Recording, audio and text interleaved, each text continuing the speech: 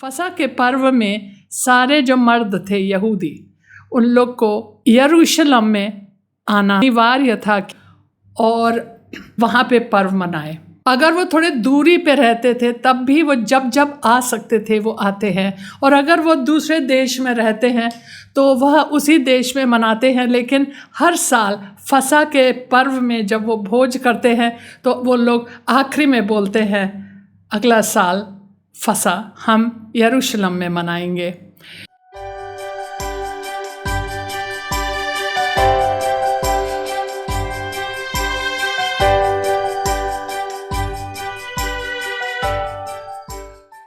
परमेश्वर धन्यवाद देते हैं इस चैनल के लिए, इस बाइबल स्टडी के लिए। हर एक भाई बहन जो इस वीडियो पे जुड़े हैं, प्रभु प्रार्थना करती हूँ कि आपके वचन के द्वारा हमें जीवन प्राप्त हो, हमारे विश्वास बढ़ता चला जाए और शैतान उस वचन को जो हमारे आज दिलों में बोए जाएंगे, ये वचन को चुराने ना पाए। प्रभु हमें समझ और बुद्धि दें और प्रकाशन की आत्मा दे, ताकि हम भी जानने पाए कि यीशु मसीह कौन है, कि वह वास्तव में परमेश्वर का पुत्र है, और हम विश्वास उनके नाम पे करके जीवन प्राप्त करने पाए। ये प्रार्थना हम यीशु के नाम से मांगते हैं, आमीन। यीशु मसीह व्यवस्था के अधीन रहे और उन्होंने, क्योंकि वह यहूदी थे, उन्होंने उस व्यवस्था को पूरे तरीके से किया हमारे लिए। उन्होंने व्यवस्था को पूरा किया मानव जाति के लिए, और उसके बाद उन्होंने हमारे पाप को अपने ऊपर ले ली। इसीलिए हमें यीशु मसीह में धार्मिकता का वस्त्र मिलता है। वह यहूदी मसीहा थे और फसह के मेमना थे और यहूदियों का राजा भी थे, और वह इज़राइल के भटके हुए खोए हुए भेड़ों के पास भेजे गए थे, कहीं और नहीं भेजे गए थे, और उन्हीं लोगों को सुसमाचार उन्हें सुनाना था। अब इस पर्व का नाम ये भी था अखमीरी रोटी का पर्व, और क्योंकि वह अखमीरी रोटी का पर्व बोला जाता है, पूरे घर को खमीर से मुक्त किया जाता था।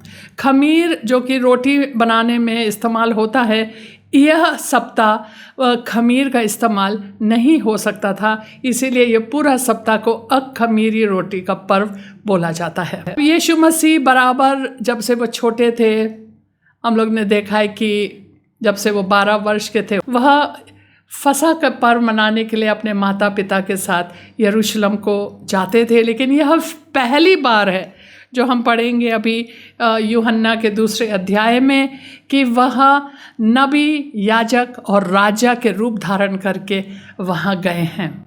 2 अध्याय और पद संख्या 13। यहूदियों का फसह का पर्व निकट था और यीशु यरूशलेम को गया। उसने मंदिर में बैल, भेड़, कबूतर के बेचने वाले और सरारफों को बैठे हुए पाया। तब उसने रस्सियों का कोढ़ा बनाकर सब भेड़ों और बैलों को मंदिर से निकाल दिया और सरारफों के पैसे बिखेर दिए और पीढ़ों को उलट दिया।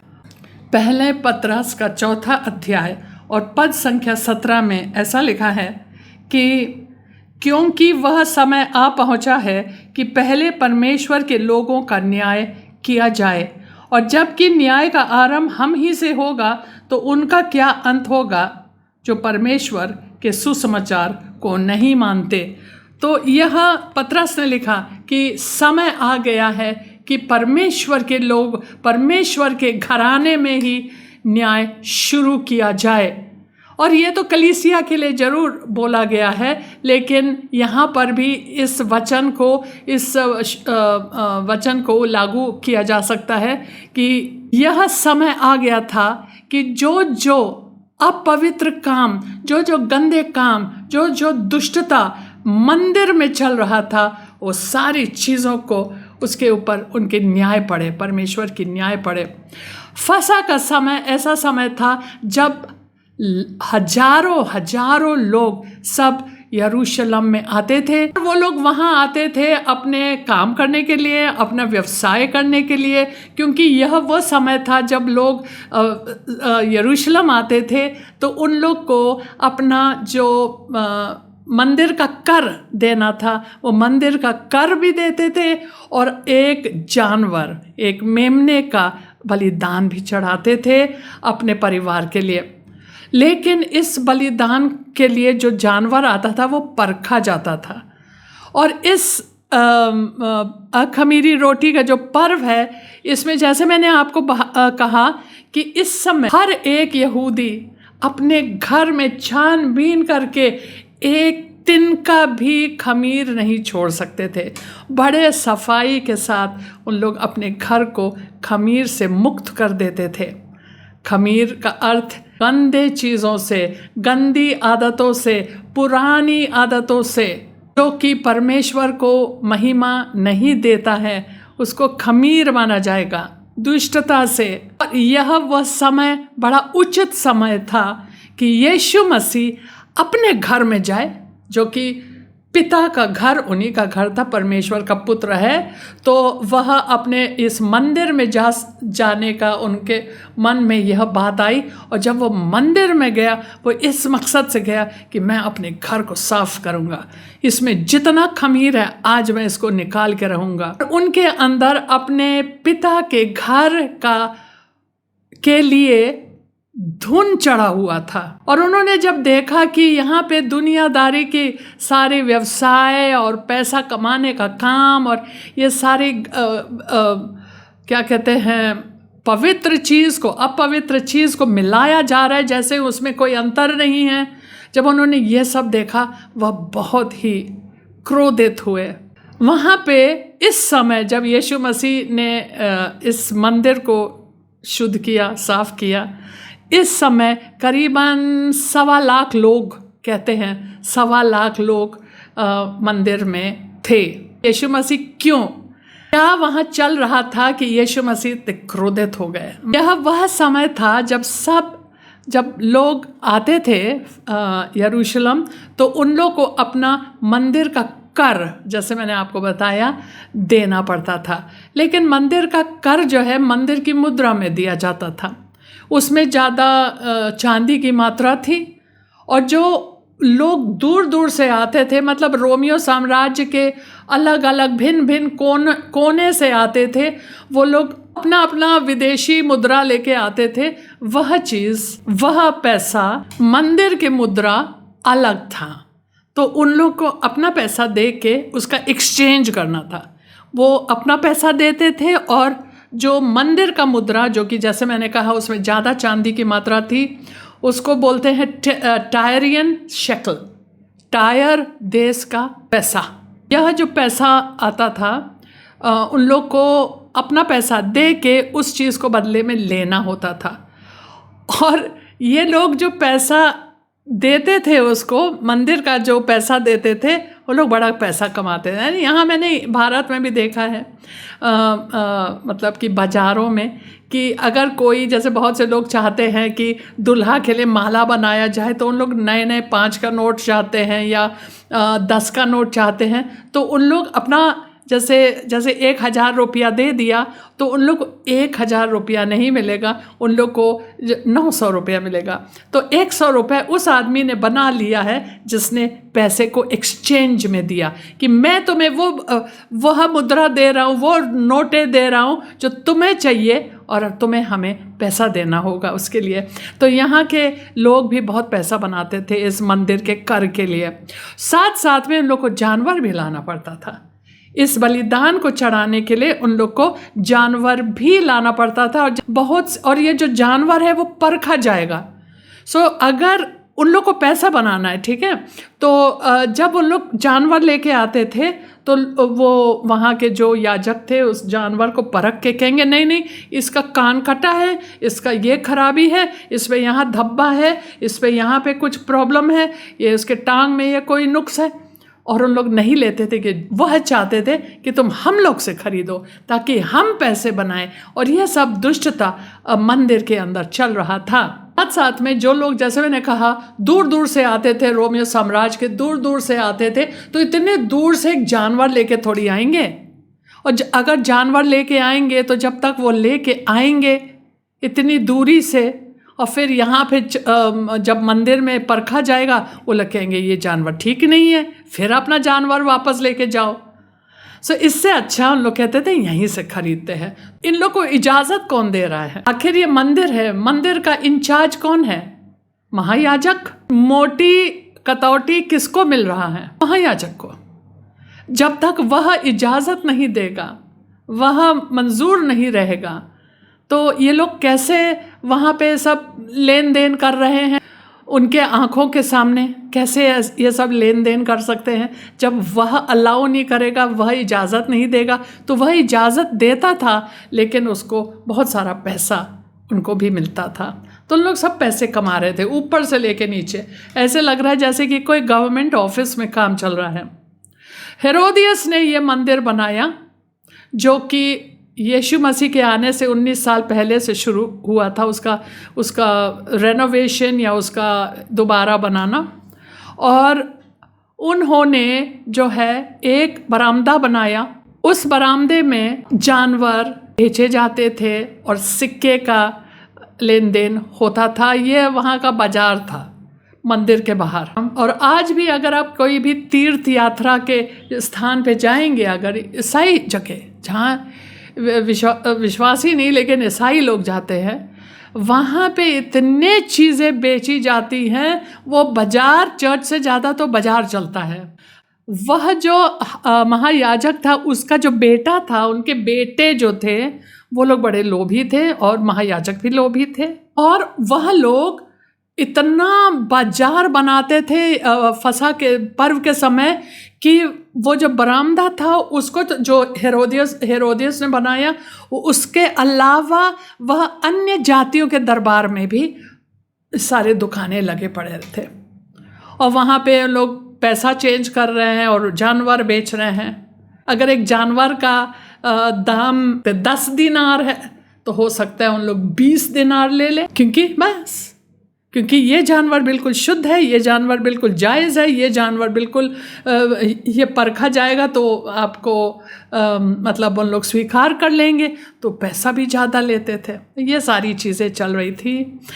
और यीशु मसीह ने जब वह मंदिर में आए तो उन्होंने ये सारी सीन देखी।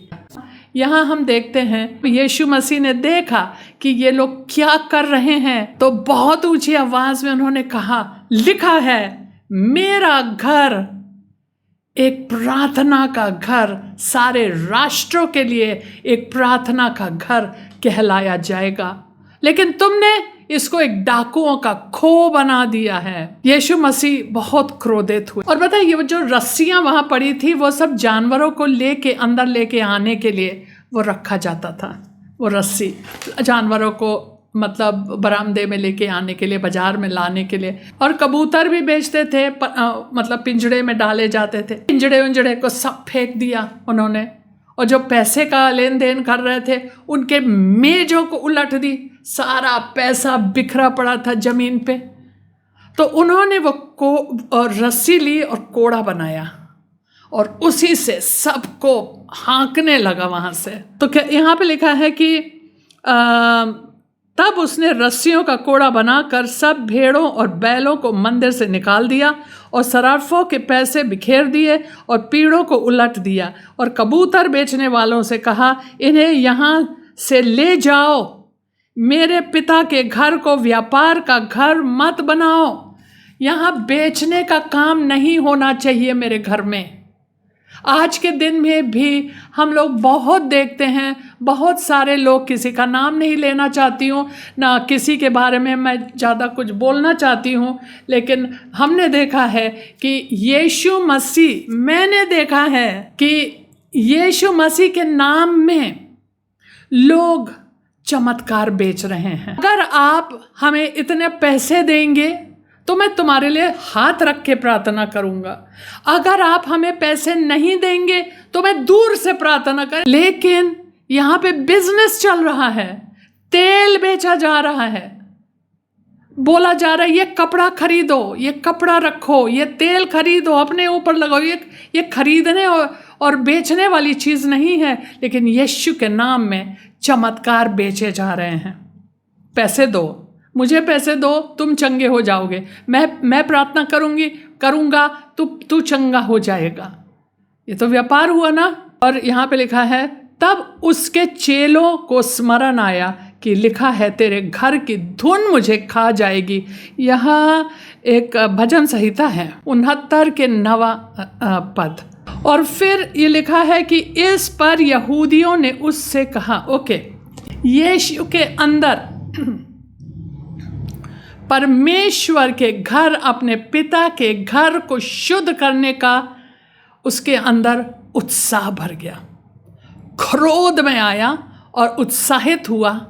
और उन्होंने कहा आज मैं इस जगह को साफ कर दूंगा, क्योंकि आज अखमीरी रोटी का पर्व है और यहाँ से यह सारा खमीर मैं निकाल के रखूँगा। उन्होंने उन लोग के लालच को देखा, उन लोग के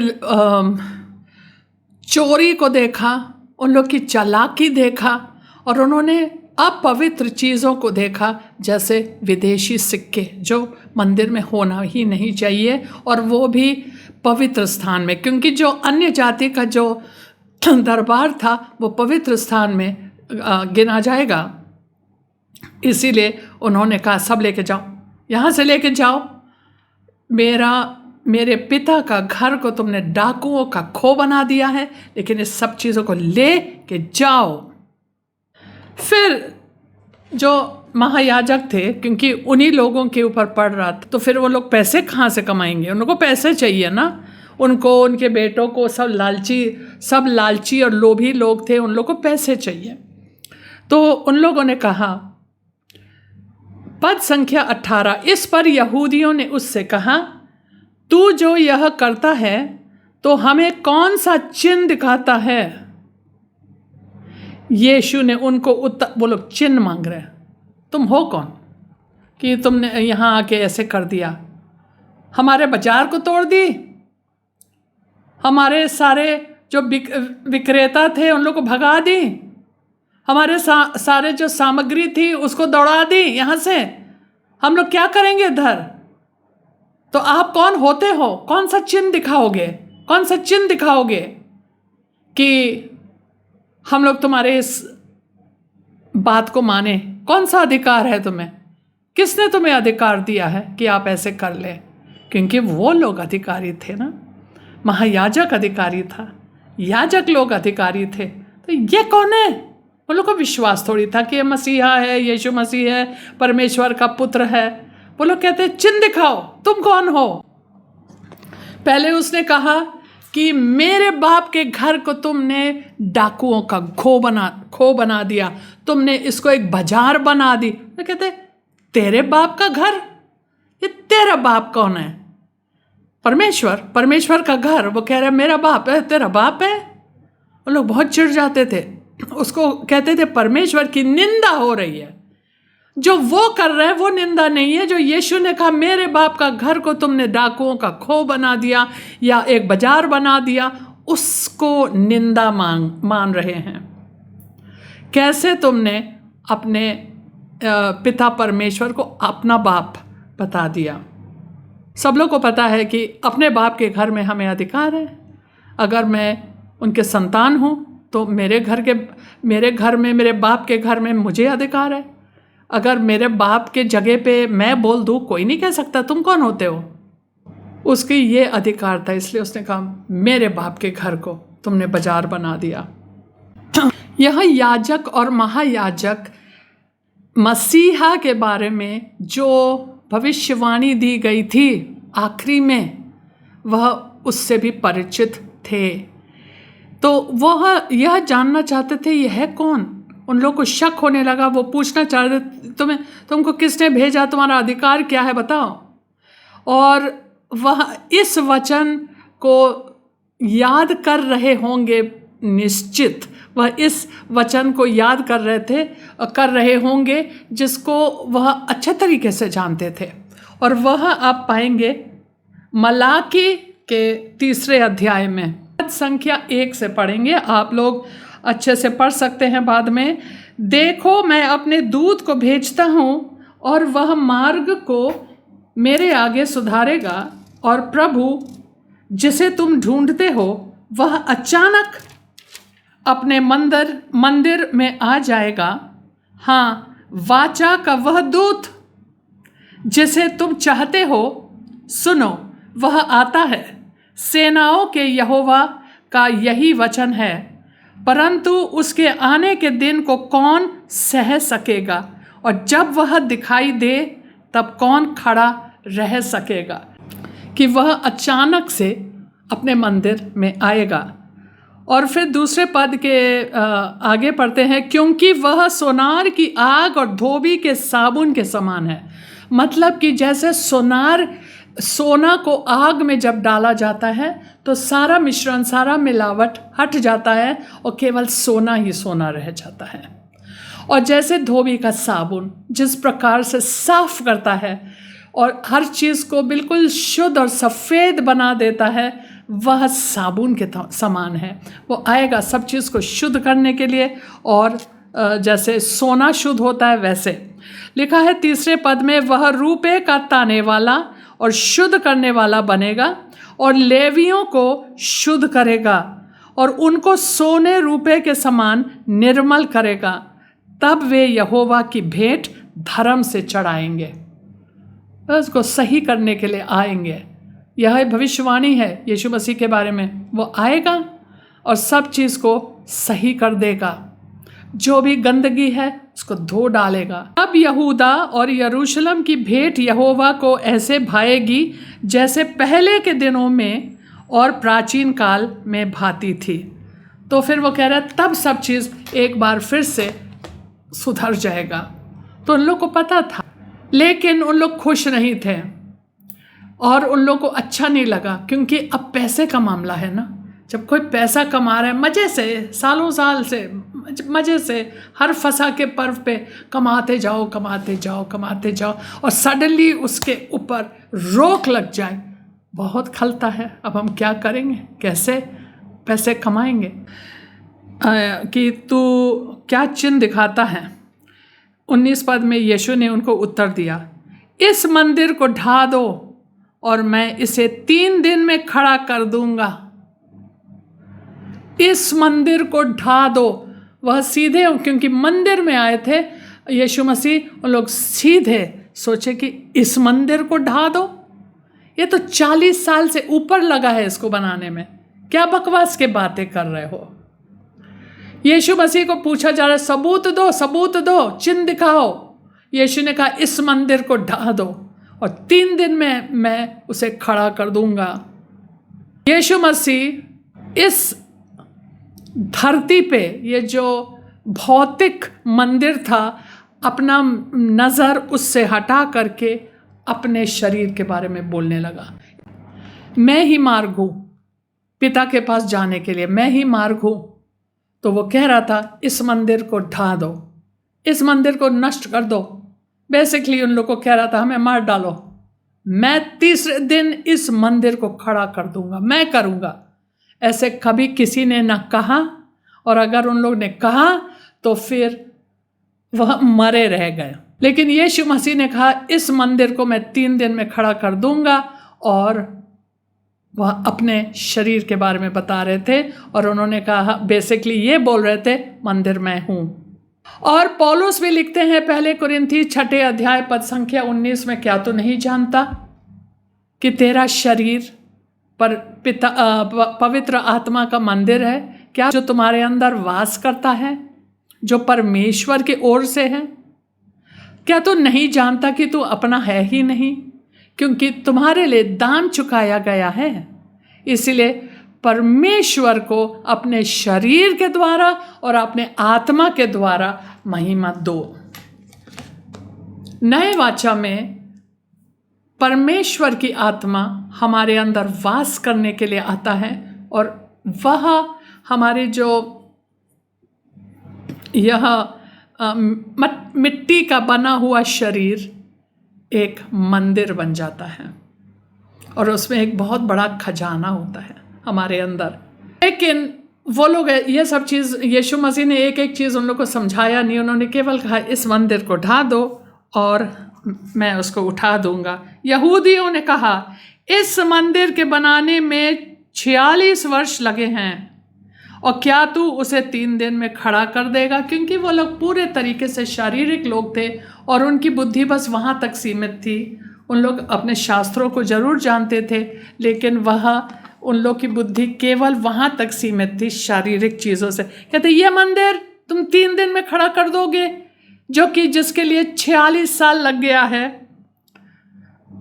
परंतु उसने अपनी देह के मंदिर के विषय में कहा था। अतः जब वह मुर्दों में से जी उठा तो उसके चेलों को स्मरण आया कि उसने यह कहा था, और उन्होंने पवित्र शास्त्र और उस वचन की जो यीशु ने कहा था प्रतीति की। मतलब उनके जो शिष्य ने सुना, जब वह जी उठे मरने के 3रे दिन पे, तब उन्होंने कहा 3रे दिन पे जी उठा। ओ यही बोल रहे थे यीशु मसीह कि इस मंदिर को ढा दो और 3 दिन में मैं इस मंदिर को खड़ा कर दूंगा फिर से। लेकिन फरीसी यह बात नहीं समझ पाए। लेकिन मैं अंत में ये बोलना चाहती हूँ कि जो पवित्र आत्मा है उनके अंदर भी यही धुन है। वह भी अपने मंदिर, उसका मंदिर क्या है? वही उत्साह है कि वह हमें शुद्ध करे। हालेलुया। मुझे बहुत अच्छा लगता है। लेकिन बहुत सारी चीज़ें जो पवित्र आत्मा करेंगे जो आपको अच्छा नहीं लगेगा। बहुत सारी चीज़ें बहुत कष्ट हमारे अंदर पैदा करता है। चीज़ें जो हमें पसंद है करने के लिए, जो कि पापी चीज़ें हैं, अच्छे चीज़ नहीं है, लेकिन परमेश्वर की आत्मा उसके अंदर भी यही धुन है कि मैं अपने मंदिर को साफ करूँगा। हालेलुया। और जब वो हमारे शरीर में आता है, जब हमारा नया जन्म होता है, जब वो हमारे अंदर आके वास करता है, तब हमारे जीवन का जो पानी है उसको एक मीठे दाखरस में बदल देता है। जो इतना सुंदर दाखरस, जो सब लोग उससे मतलब आनंदित हो जाए। और जब हम उसके साथ सहभागिता रखते हैं तो हमारी शुद्धिकरण होने लगती है सहभागिता के द्वारा, वचन के सहभागिता के द्वारा। वचन बहुत मतलब उसके द्वारा हम बहुत कुछ प्राप्त करते हैं, जीवन प्राप्त करते हैं। और जब हम उससे बातचीत करते हैं, प्रार्थना करते हैं, भले आप अन्य भाषा में प्रार्थना करो, जैसा भी प्रार्थना करो, प्रार्थना के द्वारा हमारी शुद्धिकरण बराबर और निरंतर चलता रहता है। हम परमेश्वर चाहता है कि हम अपने जीवन को उनको दे दें और हम भी उनके लिए अलग होते जाएं। 1 कुरिन्थी, इस चीज़ को पढ़ के मैं समाप्त करती हूँ। 1 कुरिन्थी के 5वें अध्याय और पद संख्या 8 में, इसीलिए आओ हम उत्सव में आनंद मनाएं, ना तो पुराने खमीर से और ना बुराई और दुष्टता के खमीर से, परंतु सीधाई और सच्चाई की अखमीरी रोटी से।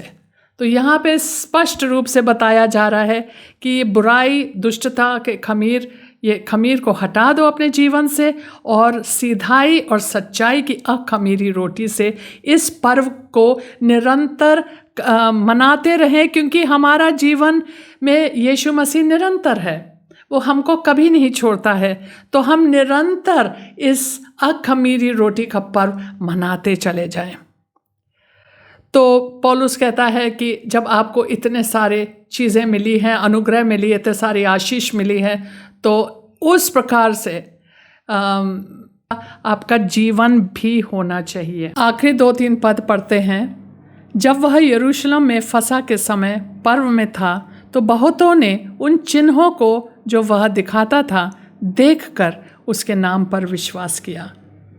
ये भी एक चिन्ह था कि वह अपने मंदिर को शुद्ध कर रहे थे, क्योंकि वह चाहते हैं कि आज जब हम पवित्र आत्मा के मंदिर हैं, कि पवित्र आत्मा भी चाहता है कि वह हमें शुद्ध कर दे।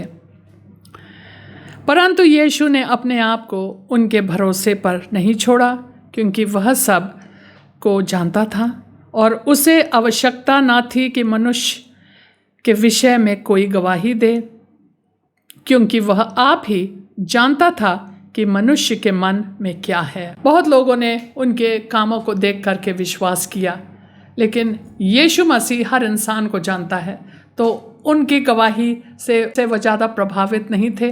वो जानते थे कि उनके अंदर क्या है, इसीलिए उन्होंने अपने को उनके सामने सौंपा नहीं, उनके साथ उनका कोई मेल मिलाप नहीं था। ये प्रार्थना करते हैं, परमेश्वर, पिता परमेश्वर, धन्यवाद देते हैं सुंदर वचन के लिए, और धन्यवाद देते हैं आपके पवित्र आत्मा के लिए प्रभु, जो हमारे अंदर वास करता है, और उसके अंदर भी यही धुन है कि वह अपने मंदिर को साफ करे हर एक दुष्टता से, भले शरीर में हो या भले आत्मा में हो, और हमें सहायता करे, क्योंकि आप हमारे सहायक हैं कि हम इस दुष्टता, इस गंदगी, इस मलिनता से, जो कि हमारे शरीर और हमारे आत्मा दोनों, आत्मा मतलब हमारे सोच में, हमारे कल्पना में, हमारी इच्छा में, सारी चीज़ों में, हमारे आत्मा में तो यीशु मसीह है, वो तो पूरे तरीके से शुद्ध और सुंदर हो गया है और सिद्ध हो गया है। लेकिन ये भी आत्मिक है ना, हमारी सोच, जो चीज़ को हम नहीं देख सकते, सोच है, कल्पना है, इच्छा है, और ये सारी चीज़ें, हमारी भावनाएं हैं, सारी चीज़ों को शुद्ध कर दे, हमारे शरीर को भी शुद्ध कर दे, हर एक रोग से, हर एक दुष्टता, हर एक श्राप से, हर एक मलिनता से हम अपने को मुक्त करने पाए प्रभु, और हमें पवित्रता और परमेश्वर के भय में सिद्ध करते रहें। ये प्रार्थना हम यीशु मसीह के नाम से मांगते हैं, आमीन।